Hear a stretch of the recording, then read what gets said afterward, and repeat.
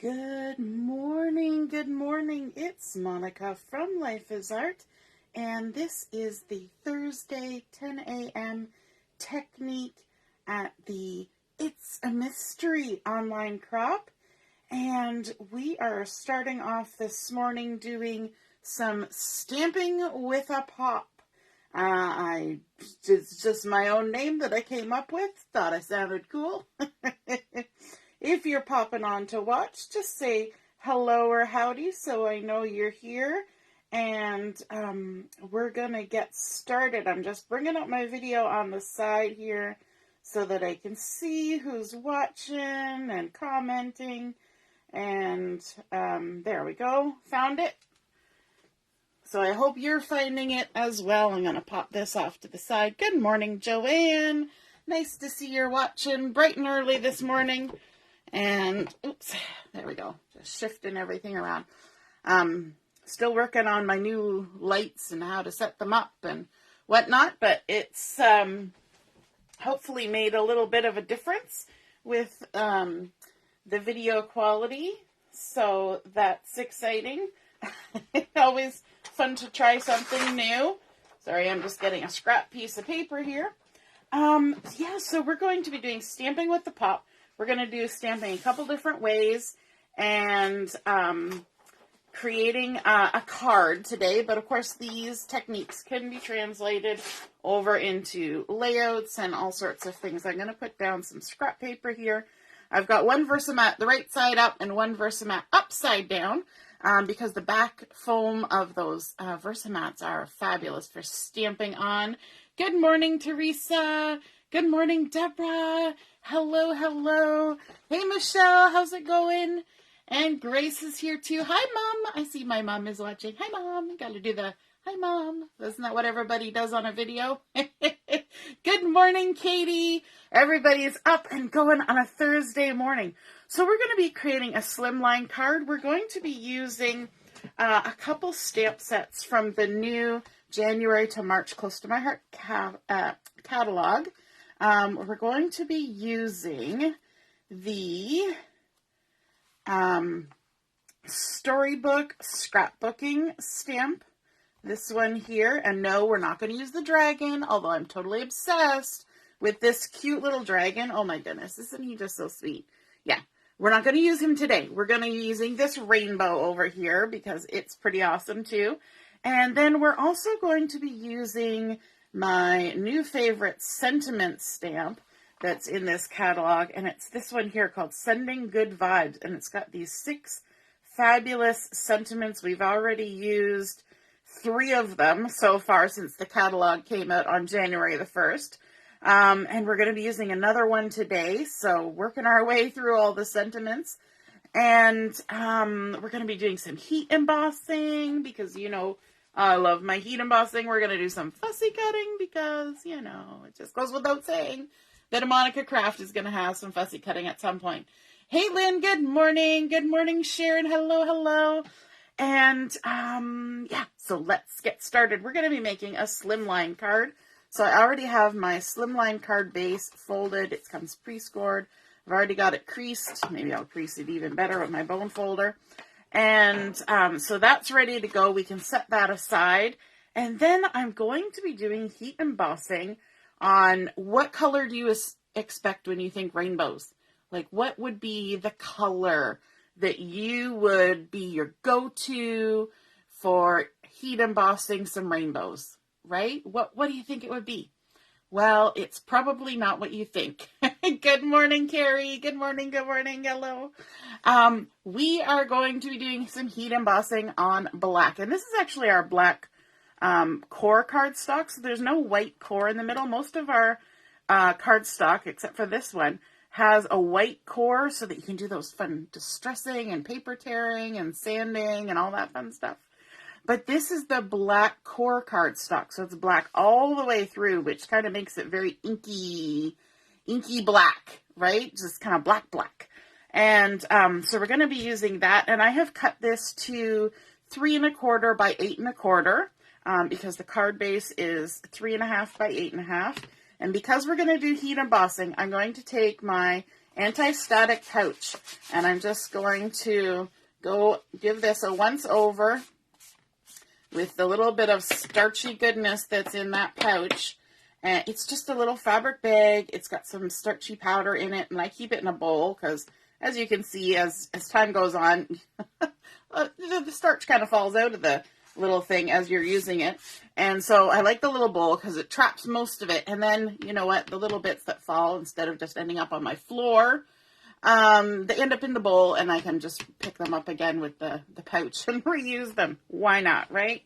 It's only little starchy bits, but why not? Why waste? Why waste? So I've got my scrap paper here on the back side of my Versamat. So because I'm going to be doing background stamping with my rainbow. So I've got my rainbow loaded up on this nice big block.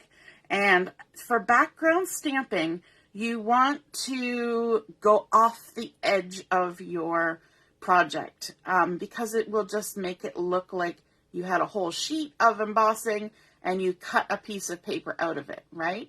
So for background stamping, you want to stamp off the edge. Therefore, you need some protection for your Versamat so you don't get ink everywhere. And the ink that we're going to be using is the Versamark ink.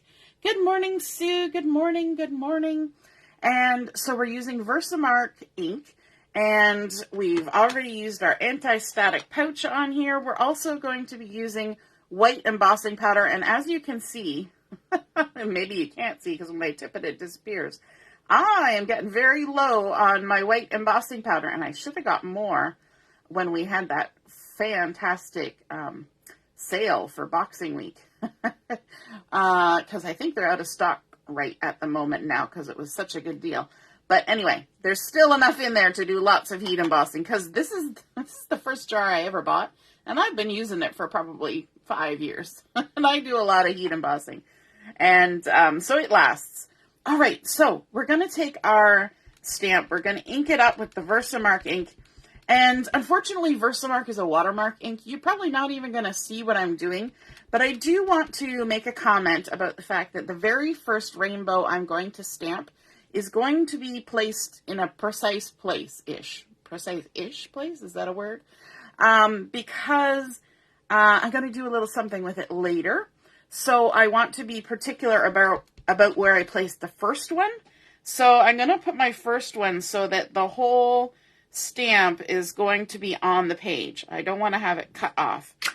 Okay? And then I'm going to go ahead and quickly stamp some more. So I want to kind of stamp them so that they're not lined up precisely.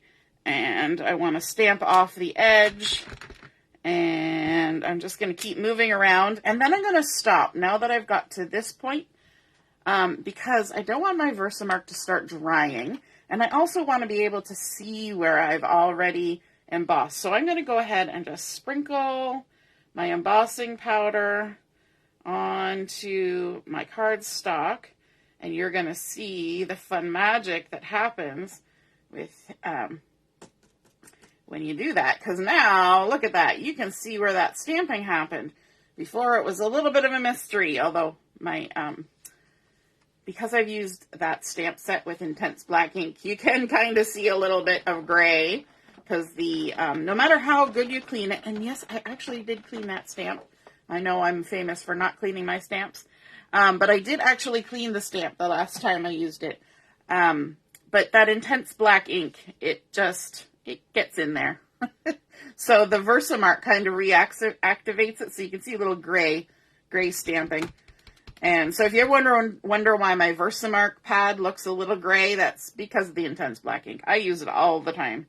Okay, so now we're going to continue with our random stamping. And sometimes when you do random stamping, you go upside down and sideways and, twist your stamp set all around. But I don't really want to do that. I want to keep it all vertical. So we're just going to keep stamping. I kind of got out of my pattern here, but that's okay. That's the good thing about random stamping. There's not really a pattern. And there we go. Okay. Plus some of this down here is going to be covered up by other things that are happening. So that's it for the Versamark ink. Now we're going to go ahead. You got to be careful because you've already got loose powder here stuck to the Versamark. You want to now add your embossing powder to the bottom. And the big thing about having this extra paper here, we go a little tap tap. You don't want to tap it too hard because you don't want to lose it all. But little tap tap, and your paper here is also being used as a collector for your embossing powder. So you can just kind of gather it up and tip it back in the jar, just like that. Okay, now we go on to the heat part of the embossing. And because I'm using such a big piece of paper, I'm not going to worry about using, you know, a pair of tweezers to hold it because there's lots of space for me to put my fingers on here. I do want to make sure that I'm not holding it in any spots where I'm going to disrupt the embossing powder. And then I've got my heat tool.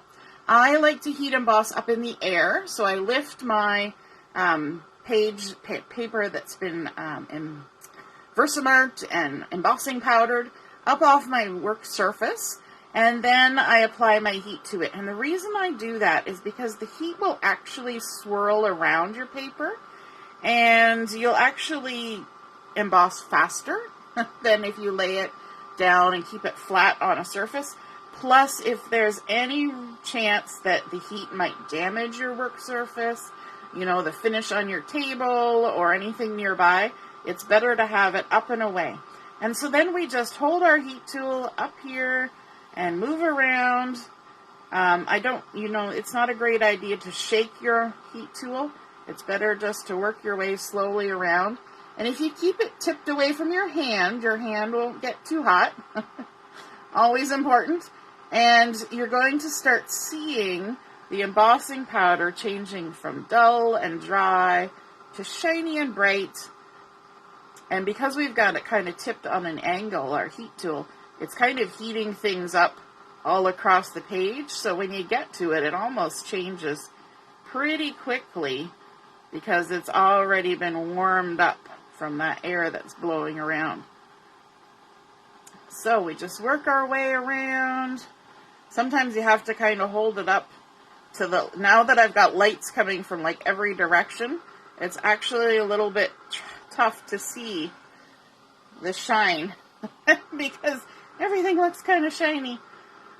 And so we just continue our way. I love heat embossing. I don't know about you, but I like that it gives a texture to the paper, just like dry embossing does, where you just run it through with an embossing folder.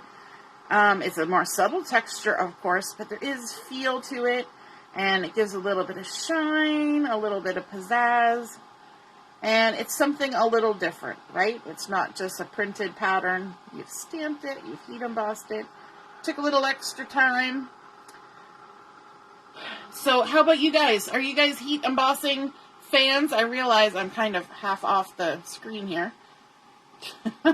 You know, occasionally I look up at the screen to see what's happening, and I realized I was kind of off.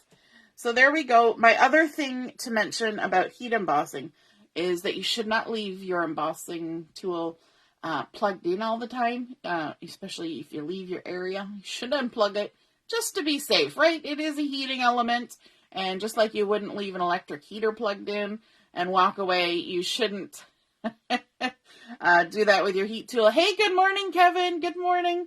Okay, so we've used that anti-static pouch to add a little bit of starch. So you'll actually see sort of a dustiness on your cardstock.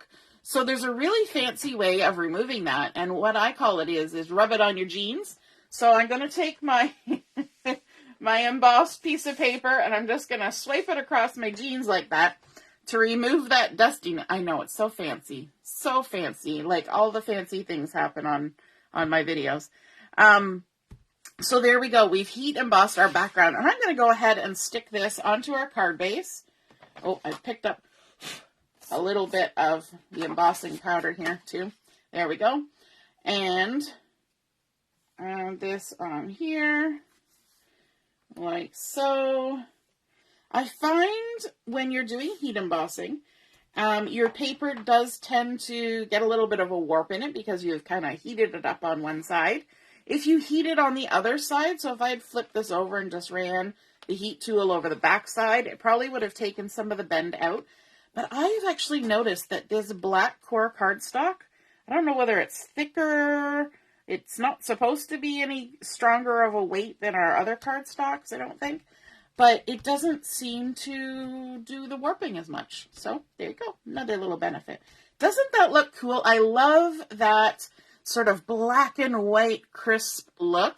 Isn't that really fun? And it's not really what you would expect with rainbows, right? When you think rainbows, you think all the colors. Oh, the colors of the rainbows, you know, all that kind of thing.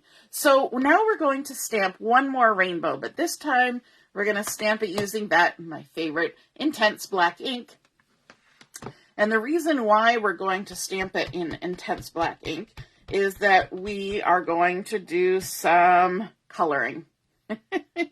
You knew there had to eventually be some color with a rainbow, right? It's kind of just a given. So I stamped it there with intense black ink on white daisy cardstock. And we were having a discussion the other night. Somebody was asking about inks and what kind of inks you use with when you use markers and stuff. So I'm going to be using our Tri-Blend Spectrum Noir Tri-Blend markers. I'm going to start with the dark red blend, and I'm going to use the lightest color. And with the intense black ink, you can stamp it and then immediately start to color. So, like sometimes with inks like this, you have to let them sit for a while because otherwise they bleed and run and stuff. But you can immediately come in with watercolor, you can come in with markers, you can do shimmer brushes, and it doesn't affect the ink. And I think that's fantastic. So we're going in here with the dark red. I will try to stay in the lines today. Last night I was coloring and I was going all over the place. And then I want to switch to the mid-tone, and I'm just going to do a little tiny bit. There I go out of the lines. Just do a little tiny bit of that mid-tone color, just here at the end for a tiny little bit of fancy blending. It's not going to be fancy, I guarantee it. And then I'm coming in with the orange blend. Put my cap there so you might be able to see it.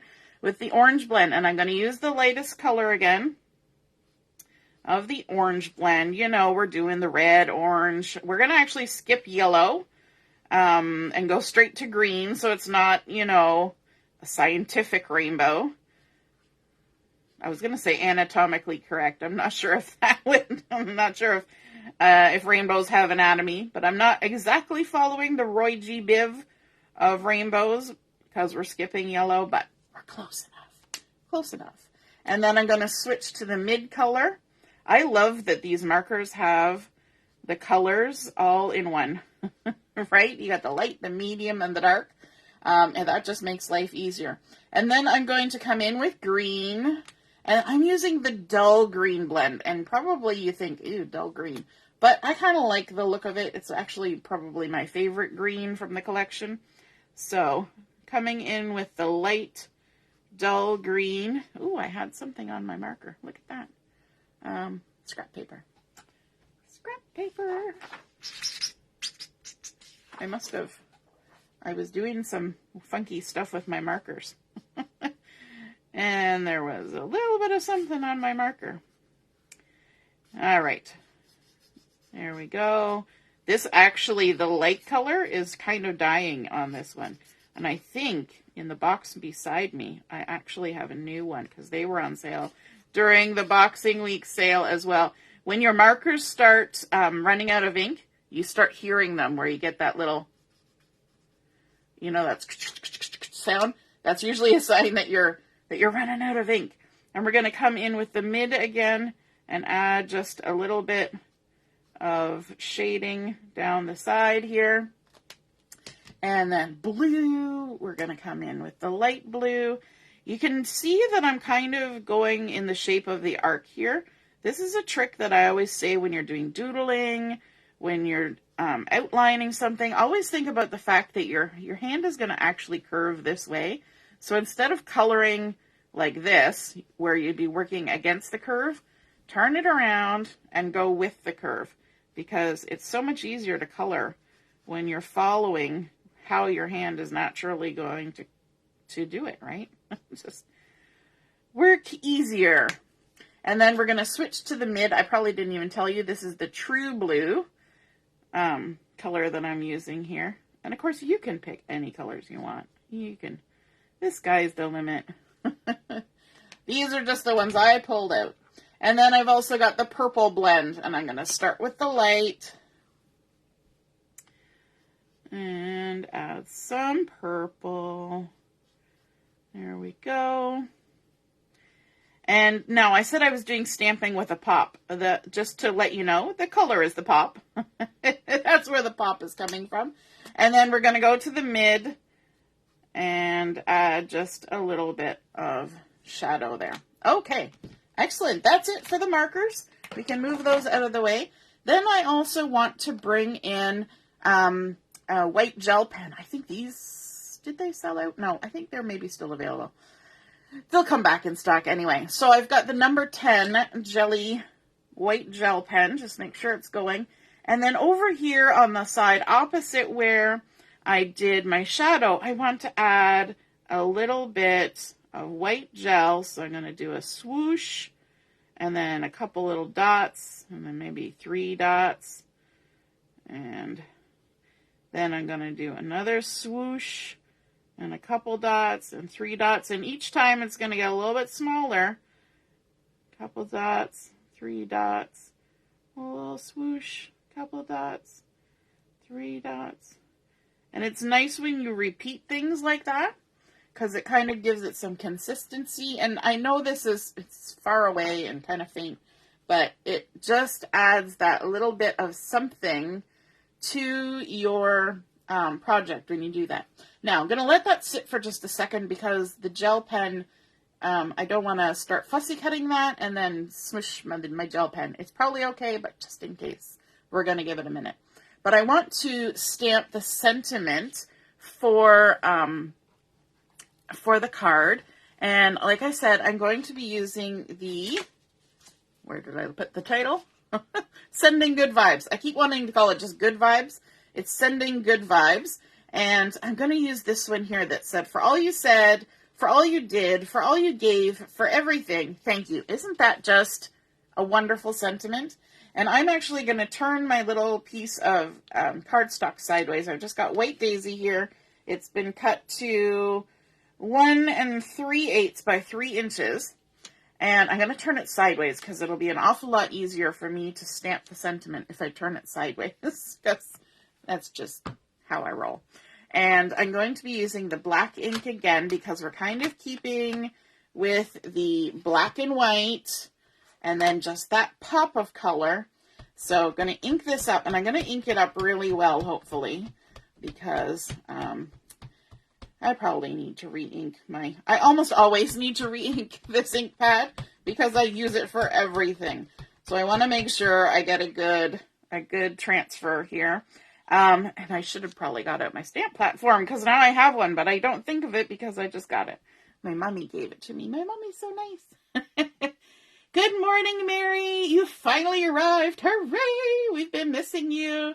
Hey, Allison. Yes, these tri-blend markers, they're the first markers I've ever used that actually work for me. I didn't get them for a long, long time because I was concerned that I wouldn't be able to get what I want out of them. And then I finally, my mommy gifted them to me. And I finally gave them a go, and yay! They're like the only markers that I've been able to successfully use. And I probably should have used my stamp platform on that, but it's all right because I could have gone back in again. But yeah, I love those markers. Can't say enough good things about them. Even if you're not a good colorer, they help, right? They just seem to work.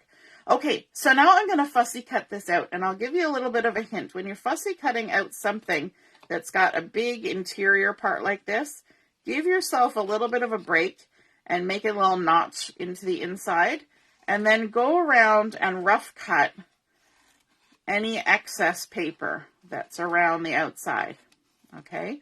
Because it will all try to grab your scissors as you're working around it. I know, because I did it earlier and it was a pain.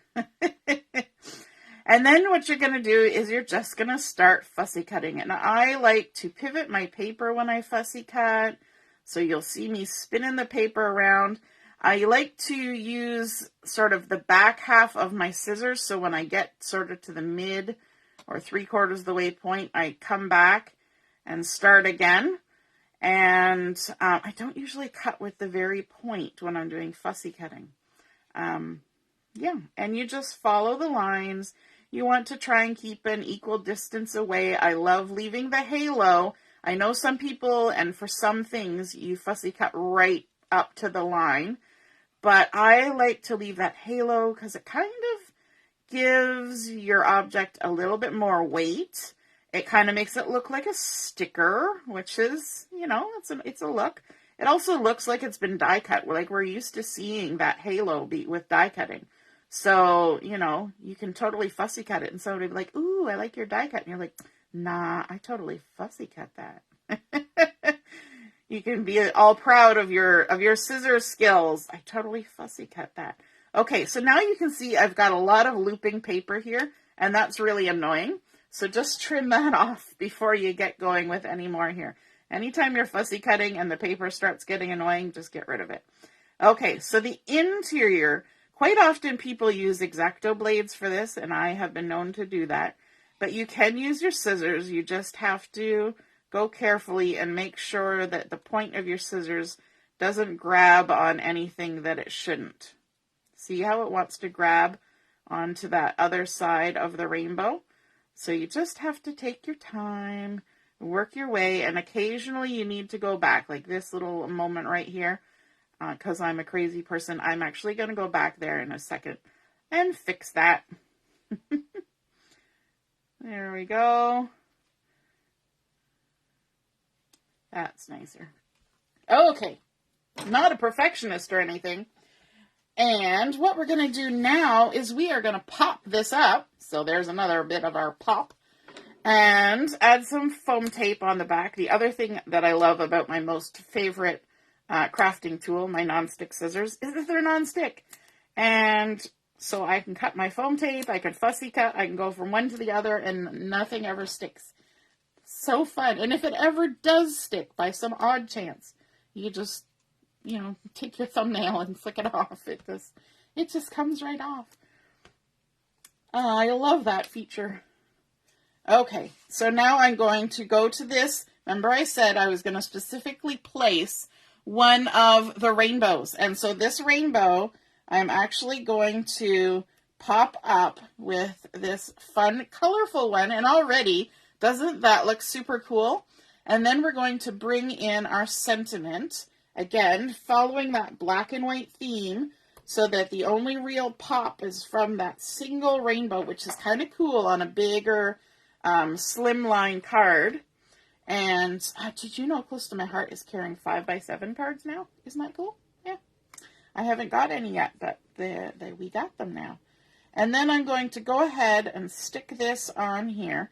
And as you can see, this kind of helps cover up this weird, awkward moment that's happening down here.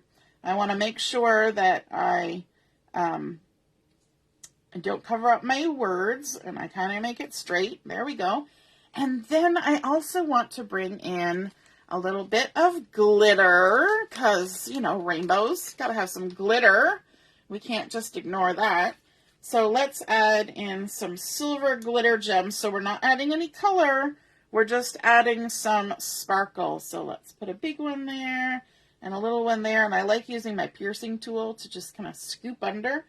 I find if I try to peel them off, I leave the adhesive behind half the time. And then when I got it in my hand, I have arthritis. So putting it down in the right spot is kind of, a tricky situation sometimes. So with this, you can put it exactly where you want it and then push it down and you're good to go. All right, and then, but wait, there's more. We've got our diamond stickles here, and I'm just going to add a little tiny bit of diamond stickles to my little poofy clouds here. Just on the top edge, there's sort of like shading happening on the bottom. So I'm going to come in and I'm going to stay inside the line, or at least I'm going to try. And I'm going to swirl up and around just on the top side. So I hope you can see that there in the camera. Just adding little swooshes of sparkly diamond stickles to the top there, because, you can't have a rainbow without sparkles. I'm just, I have a 12-year-old daughter. I know all about rainbows and sparkles at this point. Llamas and unicorns and, the whole thing. So there we go. We've got some little diamond stickles on there.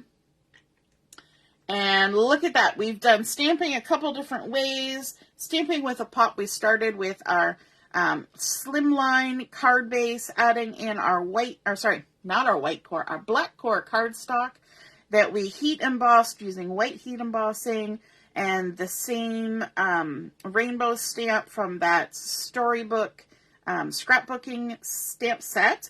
Then we stamped it again just on white daisy with the intense black ink so that we come in with color, do a little bit of shading, add some white gel pen, and then pop it up, because we're doing stamping with a pop, and that nice little pop of color, just those rainbow colors there, adding some stickles, some glitter gems, and of course that lovely sentiment from the Sending Good Vibes stamp set. For all you said, for all you did, for all you gave, for everything, thank you. And I love that little hint of glitter around the rainbow as well.